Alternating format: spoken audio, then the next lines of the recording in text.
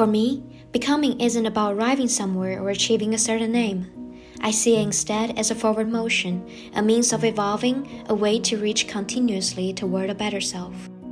Hi guys, this is Maya. Welcome back to my channel. Today I want to talk to you about a book that I've been reading lately. It's Becoming by Michelle Obama. As we all know, she's the former First Lady of the United States. She was in place for 8 years, and this is a book of her autobiography. I will share with you 3 points that I learned from this book and a little bit of my own personal experience and why it matters to me. So let's get started. Confidence, I'd learned then, sometimes needs to be called from within.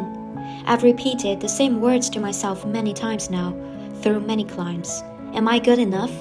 Yes, I am. My first learning is that you should become your own person before becoming anyone else. In the first chapter, she talked about how she was born into a black community in the south side of Chicago, in a working class family, and then with her own effort, she applied to Princeton University, finished her law school in Harvard, and then went into a law firm to be a lawyer. The reason that I bring it up is because we know her from Barack Obama, because she was the first lady, but before even meeting him, she was first her own person. She was very established both personally and professionally already. Throughout the book, she was trying to answer this question, am I good enough? Yes, in fact, I am. I think we all need that kind of daily affirmations to ourselves, because too often young ladies our age, they question themselves a lot because we're all in search of our own identities.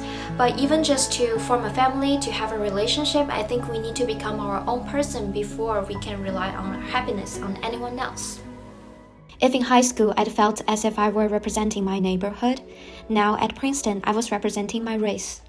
Anytime I found my voice in a class or nailed an exam, I quietly hoped it helped make a larger point. The second point that I want to talk about is the importance of education. She talked in the book herself that while in Princeton, she was always the only black student in the class, and in such a male and white-dominated environment, she often felt very pressured, isolated, and marginalized. And I relate to her story on a very personal level because for my bachelor degree, I was in the United States. I went to Bucknell University. It's a very, very small liberal arts college in the middle of Pennsylvania, very rural area, which is super different from Shanghai where I grew up. I'm definitely a city girl, and being there, surrounded in that environment, almost made me feel suffocated. Also, the student body wasn't diverse at all. Almost 90% of the students were white and coming from certain privileged backgrounds. Sometimes you even feel like they act, look, and think all the same way. And when you're in that kind of environment for a long time, you start to question yourself, why am I so different from everyone else around me, and what is wrong with me? To be honest, some periods in the US wasn't my happiest part of the life, but then I do think that I have learned a lot from this experience, and it has helped shape who I am today. It forced me to speak English, to join a sorority, to socialize with Americans 24/7. In Princeton, she tried to do things as best as she could so that she could prove to people that black people or female students can do just as well as, the white male students.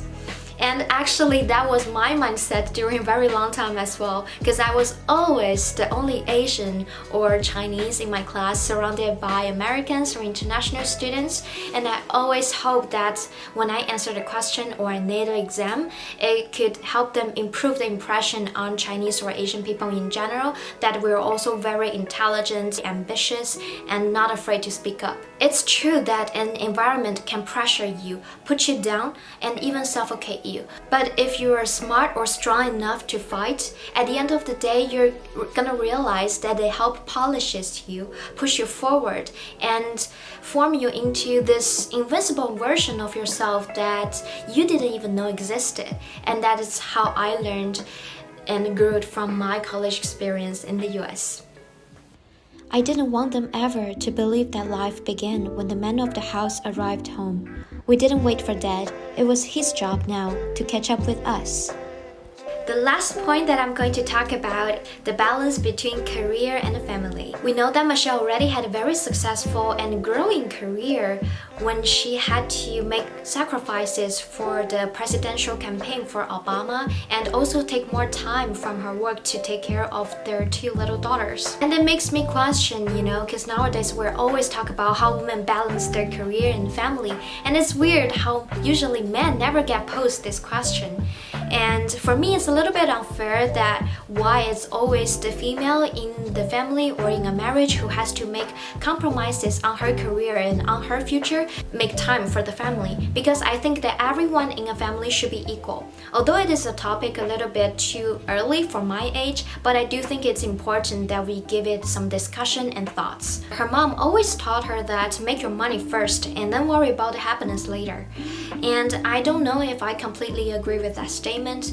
Personally, I have been very privileged to be able to make the choice to come to the United States for my bachelor and then right now to Paris to pursue my master's degree and working in luxury industry. I knew that this has always been a passion of mine and I don't want to live my life working a job that I don't enjoy. If you are privileged or have the ability to make this choice, choose wisely, choose something that you love. Because if you're going to work 8 hours a day or more, you better be doing something that you like and you truly care about. Because if not, after 10-20 years of your life, you might be making a little bit more money, but then at the end of the day, when you look back, you're gonna feel like all these years I wasted for doing something meaningless for myself and never created value for me as a person. And for me, that's a huge shame. I also think that's super important for women to have their own career, because in order to have a positive and sustainable long-term relationship, the key point is that 2 people need to be independent, happy with their life so that they can grow together at the same pace and support and always be able to communicate with each other because they have something new, exciting, worth talking about. Thank you for watching just until here. I hope you enjoyed my sharing and that you have learned something interesting from it. I hope that you could all go and check it out. I recommend doing it in English because it improves your language skills. At the same time, you can communicate with one of the greatest minds. If you have some books, movies that you want to share with me, don't hesitate to leave it in the comment box below. I will see you guys in the next video. Bye!